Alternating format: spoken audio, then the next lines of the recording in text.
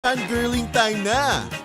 Bida ang mga idol mo dito sa Fan Zone. Lahat. Ito naman, isang kilala at namamayagpag sa Alberta, Canada. Isang Pinoy na founder and composer ng Liavore. Tama sana ang aking pagkaka-pronounce. Liavore Music Records. Kasama natin via Zoom si Benz Liavore. Hi, Benz. Hi, bagong umaga, bagong pag-asa, Miss May. Hi, Maraming salamat Benz. po. Anong oras na dyan ngayon sa Alberta? Yes, 10:35 PM po ng Sabado po ng gabi. 10:55? 35. 35. I thank you at sinamahan mo ako ngayon para sa programa ni DJ Jaiho. Okay. Unang-una, congratulations dahil ikaw ay namamayagpag dyan sa Alberta, Canada. Ang tanong, gaano katagal ka na ba dyan sa Alberta or sa Canada? 16 years na po ako dito sa Alberta, Canada, Miss May. Nung napunta ka dyan, ano ang una mong naging trabaho at papaano ka nakarating dyan sa Alberta? From Saudi Arabia po ako galing. Oo. From Jeddah, direkta And po then? dito sa Canada. Sa kasalukuyan, isa po akong scheduling, site scheduler po ng aming kumpanya dito sa Canada. Oo, siguro sa tagal mo dyan, permanent resident ka na. Yes, opo. Oo. Kami po ay permanent resident po dito sa Canada. Kasama po ang aking pamilya. Oo, nung pumunta ka dyan from the Middle East, tama ba? Yes, Middle East po. Oo, ano ang naging una mong trabaho?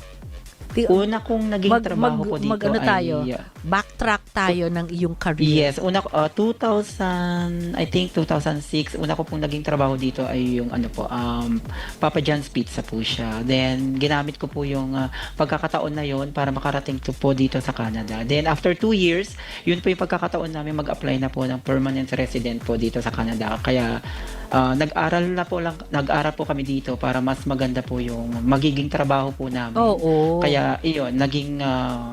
admission clerk po ako ng isang ospital at hanggang ngayon po ay isa na po akong site scheduler po sa ospital po dito sa Alberta. So pumasok ka through a working visa.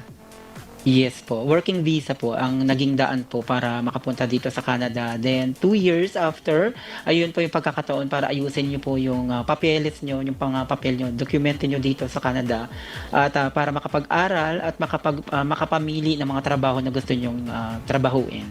Oo, at kayo talaga ang bayani ng pamilya dahil kundi dahil sa inyo, hindi mo manadala ang buong pamilya mo diyan. Lahat na ba sila kasama mo diyan sa Alberta? Dito ko po nakakilala yung napangasawa ko. Okay. Dito na rin pinanganak yung 3 kong anak dito sa Canada. Akala ko dinala mo yung parents mo from the Philippines tapos dinala mo na siya. Kasi pwede nyo munang i-petition sila, di ba? Yes po. Pwede pong kunin mga kapatid at saka magulang. Pero unfortunately, ulila po akong ulila po ako na maaga. Pero yung mga nakuha ko lang po dito ay yung pamangkin. The rest, dito ko na po nakilala yung napangasawa ko at mga anak. Pilipina rin ba? Pilipina rin ba ang napangasawa mo? Mabuti Opo, naman, di ba? Pilipina po. Hindi malaking adjustment sa kultura, ano? Totoo po. Oo. Totoo po yan. Pero nagsimula ka sa isang pizza parlor, tapos nag-aral ka. Anong pinag-aralan mo nga ulit? Medical office po yung una kong Medical pinag-aralan. office? Then, Oo. yes, medical Tapos, office po. Parang, okay, nagtrabaho ka, syempre sa medical field. yes po. Oo. Pero, namayagpag ka as founder and composer. So, meron ka bang music recording company or studio? Sa kasalukuyan po, meron po akong tinatawag na Liavore Music Records po yung aking tinayo. Tinayo namin na co-founder ko po na si Arch Lopez. At meron kaming 102 active recording artists po ng mga Pilipino na sa TikTok at sa YT po namin na hagilap yung mga talento, mga artists po namin. Wow! So kung ikaw ay nasa music field, marunong kang kumanta. Hindi. Ayun po ang ano, no. Ano po, Nakakaloka. producer po ng Labore Music Records. Yun nga po, Oo, producer. sabi nga nila. Pero musically Opo, inclined ka, mahilig ka sa music, pero it doesn't follow na magaling kang kumanta pala. Oo. Hindi po ako marunong kumanta, pero sa pagko-compose po ng mga kanta ng Labore Music Records, ako po Aha. lahat ang gumawa. Okay. Meron kaming 121 original songs po. Mhm. So, ilan ang na-release mo na mga songs? Ayan, sa kasalukuyan, Miss May, meron kaming 61 original songs release sa lahat po ng music platforms. Yun po yung mga na-release namin. Maririnig po siya sa lahat ng mga music platforms po. So sa po- YT. Oo, puro original Spotify. ito. Yung 61 na na-release Yes, lahat na. po original. Okay. Yes. So, meron kasi dito ako nababasang 250 music platforms. Napakarami naman pala. Ano to?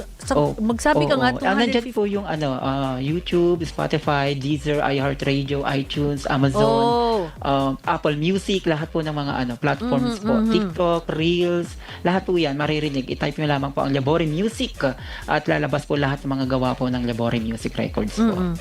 Paano ba nagsimula itong hilig mo sa pagko-compose? 25 years ago, Miss May, nasimulan ko na yung unang kanta. Pero hindi ako nabigyan ng pagkakataon na maiparinig sa lahat dahil mga panahon na yon ay hindi pa naman uso yung social media. So, tinago po yung kanta na iyon at nung nag-pandemic, doon po talaga nagsimula yung paggawa ko ng maraming kanta na umpisahan ko nung nakilala ko po yung co-founder ko na si Arch Lopez. Kasi isa po siyang singer doon sa YouTube at ako po ay content creator lang ng mga panahon na iyon. Kung content creator ka, anong content mo? Ayun po, Noon. iba't ibang mga aral po ng buhay. Yun po yung pinapalabas ko sa YouTube ko. Aha. Yan, mga iba't ibang mga topics, ganyan. Yung mga dinidiscuss ko sa pinagdaanan mo. YouTube. Yes, mga pinagdaanan ko po, mga pinagdaanan ng mga taong nakakasalamuha ko Oo. araw-araw. Yan po yung mga Oo. pinag-uusapan namin. At saka may mga talk show po ako sa YouTube noong mga panahon na yun during pandemic. Okay. At I'm sure yan din ang naging pinaghugutan mo ng pagiging composer mo, yung mga experiences ng mga kakilala mo sa paggawa tama mo ng po yan. mga tama. isinulat mo, kinompose mo. Oo. Mhm. Mga yung mga kwento ng mga pag-ibig. Ayan, more on hugot songs po kasi ang Labore Music. Ang inuna ko po mga isinulat ay mga kwento ng mga naranasan ko. Ayan, mga inspirational songs. At the same time, yung mga hugot na maririnig nyo, yung mga kanta na nagawa ko, ay mga kwento po ng Labore Music. Kwento ko po at mga kwento ng mga nakakasalamuha ko araw-araw. Oo. Yung composer kasi iba yung lyricist at saka yung naglalatag ng musika. Ikaw Musika. rin ba pareho yan? Yung Ako po yung gumagawa ng mga lyrics. Ako po talaga nagsusulat ng mga Nagsusulat, kanta. oo. Tapos meron kaming mga gumagawa ng Naglalatag ng music, composer, oo. naglalatag ng musika. At meron Oo. din kaming sound engineer. Ayan, lahat po yun. Kompleto po kami sa production. Yung mga taong tumutulong sa Labore Music Records. Mhm. So sa company mo na Liavore Music Records, dala-dala yung pangalan mo, 'di ba? So parang pero yung sabi mo ikaw ay may partner. Oo. Ano? Yeah, co-founder po si Archie Lopez. Isa po siya sa mga recording artist ng Labore Music at sound engineer. Siya po yung kasama Wow. ko sa YouTube noon na nag-umpisa. Kami po yung nag-umpisa para pag-ipunin o pagsamasamahin namin yung mga magagaling na actually mga kasabayan niya sa YouTube na kumakanta. Pinagsama-sama namin. Then lumipat kami dito sa TikTok at doon po kami nagpa-audition ng Are You In or Out? Are You In or Out? Search for the next recording artist hanggang sa dumami po yung mga artist namin na nabibigyan ng mga original na kanta. Anong platform ang ginamit nyo sa auditions ninyo para makapili ng artist na magdadala ng Liavore Music Records? Dito po sa TikTok, Miss TikTok, May. oo. TikTok, yes. Since last year po, August, nag-umpisa ang search for the next recording artist. Yun po. Nag-umpisa yung mga pagsasaliksik namin mga bagong mga artists. At araw-araw po kami nagpapa-audition po dito sa live ng Labore Music. At yun, hanggang sa dumami po mga artists namin. So ilan na ang artist nyo all in all na minamanage ng Liavore Music Records? Sa ngayon, 102 recording artists na po ang mga nabigyan natin ng mga kanta. Yung mga 61 original songs na na-release at meron pa po kaming parating na 92 original songs na ire-record pa po ng mga bago naming mga artists dito Oo. sa Liabore Music. Sa dami, mahigit 100 na ang mga alaga ng Liavore Music. Syempre, meron dyan nangingibabaw. At ano ang kanta na talaga namang pumatok para sa top charts, ganyan. Ayan, ito po yung sa aking paglipad. Sa aking paglipad po, yung kinanta po ni Archie Lopez at ni Yen Victoria. Ginamit po ito ng Bignay National High School nung nakaraang buwan sa kanilang graduation. Yun po yung isa sa mga nagbukas sa amin ng pintuan para makilala po ang Liabore Music Records. Yung kantang sa aking paglipad. Oo, parang isang pangarap ni Angeline Quinto pala yan, ano? Opo, mga ganyan. Kasi sa katunayan, yung National Bignay National High School, Miss May, sila po yung gumamit ng inspirational song kasi itong sa aking paglipad. At marami pang mga eskwelahan ang kumontak sa akin nung nakaraang linggo para gamitin yung kanta namin sa aking paglipad. Mhm. Eh, di ba nagkaroon ka ng audition, so nagkaroon ng competition. Meron na bang mga nagsusponsor? Siyempre, kailangan may papremyo. Tapos, aside from being a recording artist under Liavore Music, meron kang cash prize ba, tropeo o plaque na binibigay? Bali bali yung search for the next recording artist po ay yung pinaglalabanan dito, yung mga original na kanta po na maibibigay namin. At the same time, yung mga daily shows ng Liabore Music sa TikTok at makakasama sila sa mga concert na ginagawa namin dito sa Liabore Music. Gaya ng namin, yung sa aking paglipad na concert sa Music Museum ngayong November po. Sa Music Museum dito sa Pilipinas? Opo, ayan. Ito na po yung part 2 ng concert ng Liabore Music. Nung nakaraang taon, nagkaroon po kami ng Boses at Aral, the concert po. Mga 20 recording artists po ang naging kasama namin noon, yung nag-concert. Itong part 2 po ay ngayong taon naman namin. Mga 40 recording artists naman yung mabibigyan namin ng pagkakataong magkumanta sa loob ng Music Museum. Ibig mo sabihin, if fly in nyo, papunta ng Pilipinas, itong mga artists nyo from Alberta, Canada para mag-perform dito sa concert na itong gaganapin sa Music Museum. Ako lang po yung uuwi, Miss May. Yung mga artists ng Liabore Music po ay iba't ibang lugar. Nandiyan po lahat sila sa Pilipinas. Yung iba ay nasa Davao, Bohol, Iloilo, La Union, San Fernando, Batangas, Laguna. Lahat po ng mga artists ng Liabore Music ay nasa Pilipinas po halos nakabase, nakabase. Okay. So pwede palang sumali kasi online lang ang audition. And if you are chosen na maggagawa ka ng event or concert, dito gagawin. Opo, dyan na gagawin sa Pilipinas, sa Music Museum. Oo. Ano to? You sell tickets para mapanood ng mga tao? Yung mga magko-compete? Yes po, tama ka dyan, Miss May. Ang mga tickets po ay mabibili po sa Facebook account namin o sa TikTok. Lagi namin pinopromote yan through QR code. Ayan, isang QR code lamang at makakabili na sila ng mga tickets. Ayan. Ang mostly naman po ang manonood sa amin, yung mga nanonood din po sa amin dito sa YouTube at the same time dito sa TikTok, yung mga kakilala dyan sa Pilipinas. At syempre mga kamag-anak. At saka syempre, magagaling sa iba't ibang regions, di ba? Dito sa Pilipinas. So, medyo costly. Ikaw bang sagot sa pamasahe nila? Kung halimbawa galing na Bohol, galing yes na po. Wow! Yes po. Lahat po ng mga galing sa Bohol, Iloilo, Masbate. Ako po lahat, ang Liabore Music Records po ang mga sumasagot sa kanilang mga pamasahe. All expense paid pala. Oo, and accommodation. Syempre may rehearsals ka dito. Opo, mayroon po kaming rehearsal. Parang yung una naming concert po ay October 28 yung mga panahon na yon. Pero this time, November, uuwi po ako ng October 20. Mga 10 araw lang po kami magpa-practice. Magpa-practice. Rehearsals namin. Tapos ang event ay sa November 8. November 8 po yan. At bago kami mag-concert, meron kaming press conference sa November 5. Magkita-kita po kaming lahat mga artists. Wow!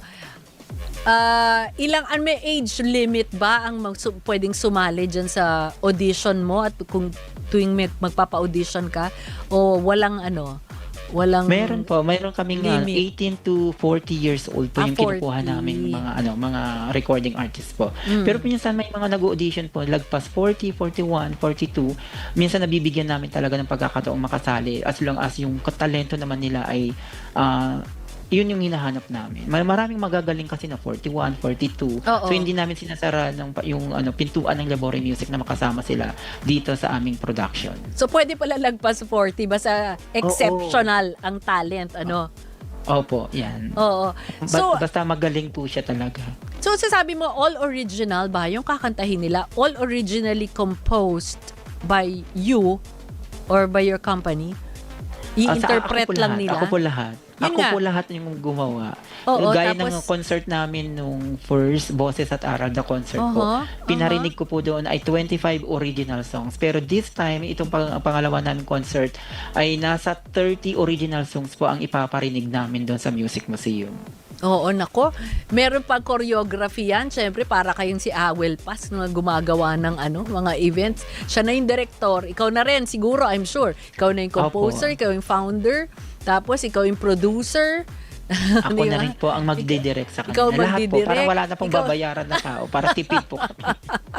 Ikaw na rin ang Lahat po. choreographer. Siyempre, meron yung production number para hindi naman puro kantahan. Meron ba ganon?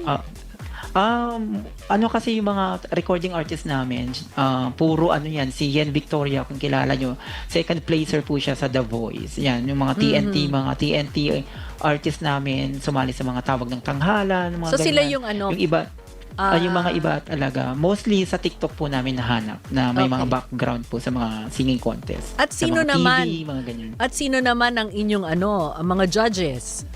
Dahil competition Sa ito. Sa concert po ba? Sa Yes. TikTok? Sa mga judges po, mga din po namin. Mga co-artists din po ng Labore Music. Yung mga judges. Hindi po judges. Mga audience po ba ang mga tinatanong? Hindi, yung magja-judge dun sa competition dahil itong concert na lang kasi Concert ito. po ito. Concert po is ito sa Music Museum. Kung mga concert po. Pero yung Wala na pong nag-judge judges. okay.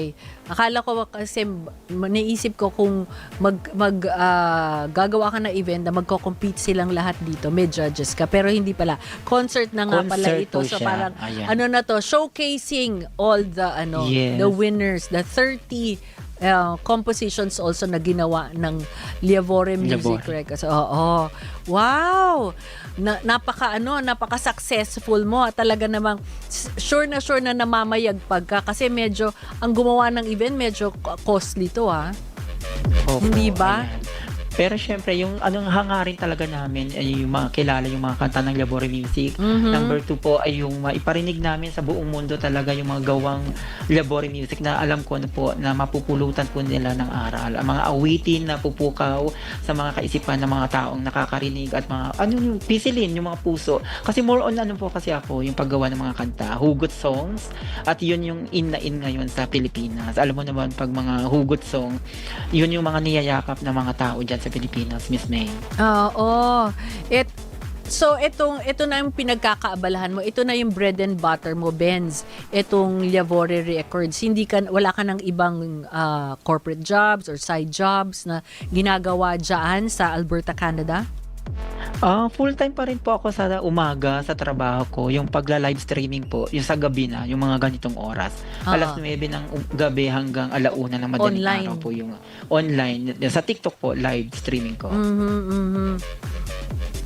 At ito namang mga sumasali sa'yo, mga nagtatrabaho rin? May mga estudyante ba na sumasali dito sa mga pa-audition mo at saka yung mga online shows mo? Yung mga recording artist po namin, may mga kanya-kanya trabaho din sila. Yung mga shows po namin Monday to Sunday, yung mga artist namin na may mga regular shows, ay may mga trabaho, yung iba walang trabaho. Yung mga sumasali, may mga estudyante din naman sumasali. At madalas, ay nasa ibang bansa din yung iba. Puro kasi online, Miss May, itong show namin. Kaya madali silang maka-attend sa mga shows na mayroon kami dito sa Labore Music. Meron ba mga taga dyan sa halimbawa Edmonton, sa ibang mga regions dyan sa Canada na sumasali? Wala po dito sa Canada, pero marami kaming mga Dito lang recording sa Pilipinas. artists dito sa Dubai. Nandyan yung mga sa Kuwait, sa Jeddah. Yan, yung mga artists namin, iba-ibang mga lugar sa Middle East. Meron din kaming madalas kasi puro Pilipinas po ang mga artists ng Libore Music. Iba't ibang mga lugar nga lang. So ito isa-showcase mo na 30 kanta sa concert dito. Ito na talaga yung napili mo, pero kasi marami ka na naman na isulat, ano. Meron ka pa bang ibang gustong isulat sa future para maging dagdag sa listahan ng mga kantang namamayagpag sa yung Ayan, sa recordings? dami po ng naisulat ng Libore Music, Miss May, 60 original songs na po yung na-release namin. Mayroon akong 120 in total na mga awitin na i-record pa po ng mga bagong mga artists namin dito sa Libore Music. More on hugot songs talaga siya at itong mga inspirational songs. Yung yun yung focus ko sa paggawa ng mga kanta.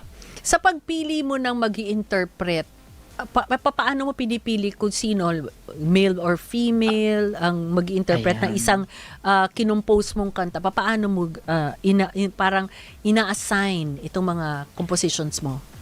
Yes, yan po yung pinag-iisipan ko palagi, Miss May. Kasi bago ako gumawa o yung mga nagawa ko na, pipili na lang ako. Kasi alam ko yung mga kwento ng mga nagagawa nating mga awitin. So pipili na lang ako yung mga boses na akmang-akma doon sa mga nagawa kong kanta na. Ano na lang, nung una, nahirapan ako kung sino yung bibigyan, kung kanino akma yung kanta na ginagawa ko. Pero ngayon, kapag narinig ko na yung boses, alam ko na yung kanta na babagay dun sa ginawa ko. Oo, kasi parang ang dating sa akin, syempre nung mga panahon ni Imelda Papin, nila Claire de la Fuente, yan yung mga jukebox queens na parang medyo may similarity yung kanilang style ng singing. Ganyan ba yung dapat ibabagay mo, di ba? Yung Mga ibabagay Oh, po. Pero sa ibabagay ngayon mo. po, makabago na po yung mga mga atake po ng mga kanta namin. Aha. Like Moira, mga ganyan. Yung mga kanta namin, mga Moira, Clarice de Guzman, Sara Geronimo, mga ganyan. Aha. Yan na yung mga panlaban ng Libore Music. Okay. Yung mga kanta na ginagawa namin. Mga hugot talaga. Gaano kabilis ka makatapos na isang composition, isang kanta? Madalas po 5 minutes. Yan, 10 5 minutes, 5 minutes? minutes. Opo, ganyan lang siya. Lalong-lalo na kapag may nang-aaway sa akin, siya, madali akong makabuo ng Ng kanta. kanta. Marami akong mga nagawang kanta like kung So parang may galit pagkakataon yon kasi naway ka eh. Oo, Meron- totoo kaya po yan. Mas lumalabas yung imahinasyon ko pag pumapalahaw yung damdamin ko. Doon po ako nakakarami ng mga kanta. Kaya sabi ko nga sa mga kaibigan, mga artists, awayin niyo ako minsan awayin niyo ako minsan para mas marami tayong magawang mga kanta. Talaga. Wala bang happy para puro bubog naman ang labas doon? Ano siya? Hindi, mayroon akong bagong, yung naipakita nyo ngayon kanina, yung Isang Halik. Ito po ay kaunang-unahang group song ng mga Boy Next Door dito sa Libore Music. Pinagsama-sama ko yung mga nagagwapuhang mga artist ng Libore Music, diba? Miss May, para kantahin yung Isang Halik. Kauna-unahan kong nagawa. Boy group to. Siya. Love song po siya. Aha. First time kong nagawa, pero it takes 3 weeks para matapos. Ito yung pinakamatagal kong nagawang kanta kasi pag love song kasi hirap na hirap ako. Pero kapag sinabing hugot, Diyos ko, 5 minutes, 10 minutes, kaya kong talaga? tapusin ang mga kanta. Opo. At syempre, dun sa concert nyo, meron yung stage design, pati yung mga costume nila. Ikaw rin lahat yan. Yung Ganun ba? mga damit po nila, mga artist na po ang bahala. Okay. Mga Akala ko sponsors ikaw po din namin. Akala ko gano'n Hindi na po. kakagalante. Hindi naman. Mga pagkain, pwede na. Yan, pagkain, pang shopping nila, pang parlor, ayan, meron kaming makeup artist, yan. Sagot po lahat ng mga Libore Music po yan. Oo. Okay. Bago tayo magtapos, basahin lang natin yung mga comments from Lena. Wow, bonggang-bonggang Sunday Miss May. Happy Mother's Day po sa inyo. Hi Lena, Happy Mother's Day if you're a mom. Ito naman si Mercy Llanes. Ang galing naman po ng kwento ni Benz. Inspiring. Hello po sa aking mami, Mami Marina. Happy Mother's Day, Mami Marina, sabi ni Mercy Llanes. Aha, eto naman si Melvin. Bongga, ikaw naman ang, ako daw ang taong bahay. Yes, Mercy. Oo, nangangalaga ng bahay. At sa lahat ng mga Mudrakels, Happy Mother's Day daw, sabi ni Melvin. Okay. Nasaan ba daw si DJ Jaiho napagod siguro daw sa kampanya sa dami ng racket, bongga. Oh, bakit ba? Why not? Napagod ang lalamunan, di ba, ni Jaiho? Pwede yan, okay lang yan rumakit. Okay. Benz, congratulations. Invite them again na manood ng Boses at Aral sa Music Museum on November 8. Yes, maraming salamat, Ma'am May. Bago ako mag-promote, ayan, maraming salamat po sa lahat po ng mga nakaantabay at yumayakap sa programang Bongga Kadya. Ayan, syempre lahat po ng mga nandyan sa baba, mga recording artist po ng Labore Music na si Arch Lopez. Shout out po sa inyong lahat. Gracia, Sky, Liam, Teresita Atienza, Ma'am Jo, ayan, maraming salamat. Shani Franco, lahat po ng mga recording artist ng Labore Music, kasaludo ako sa inyo. Ayan, happy Mother's Day sa lahat po ng mga nanay na talaga namang ginagapa ang mga pangangailangan ng mga anak at mga pamilya. Sa nalalapit na November 8, ayan, iniimbitahan ko po lahat kayong manood para sa aming pangalawang konsyerto dito sa Labore Music. Matutunghayan ang iba't ibang mga awitin na gawa at likha ng Labore Music. Ayan, pupukawin po namin ang inyong mga puso at sa mga kanta na aming inihanda para sa inyo. November 8 po yan, 2025 sa Music Museum sa aking paglipad. Labore Music, the artist po yan. Concert po ng mga Labore Music artists natin yan. Oy, Miss Benz. May, ano po ang point? Benz, imbitahin mo rin yung mga aspiring na mag-join sa mga sumali. mag-join Okay sa po. mga online shows mo. Baka mamaya may matisod ka na naman na sumikat, di ba? Yes, Anong tama ka dyan, platforms? Miss May. Ayan, sa lahat po ng mga magagaling kumanta dyan, bukas po ang Labore Music para pakinggan ang inyong mga tinig. Ayan, sumali kayo dito sa Labore Music dahil kakaiba ang aming layunin at mithiin at ang mga programa ng Labore Music ay alam ko babagay sa inyo. Sa lahat ng mga gustong sumali, ayan, maaari kayong dumalo o pumunta sa aking live alas 9 ng gabi dito sa Canada. I think 11 ng umaga dyan sa Pilipinas, Lunes hanggang Linggo po ang aming programa. Makakasama niyo ang iba't ibang mga recording artists ng Labore Music na talaga namang maipagmamalaki natin ang kanilang mga tinig, Miss May. Yes, makipag-jamming kayo sa kanyang mga social media platforms. Maraming salamat sa founder and composer ng Liavore Music Records na si Benz Liavores na nasa Alberta, Canada. Good night, Benz. Good Thank night you. po, Miss May. Maraming salamat. Good night, everyone. Thank you. Bye. Thank you. And happy Mother's Day to your wife. Ayan. Magbabalik pa rin po ang Bongga Kajay. Fanboying o fangirling time na. Bida ang mga idol mo dito sa Fan Zone. Radyo sa Isleta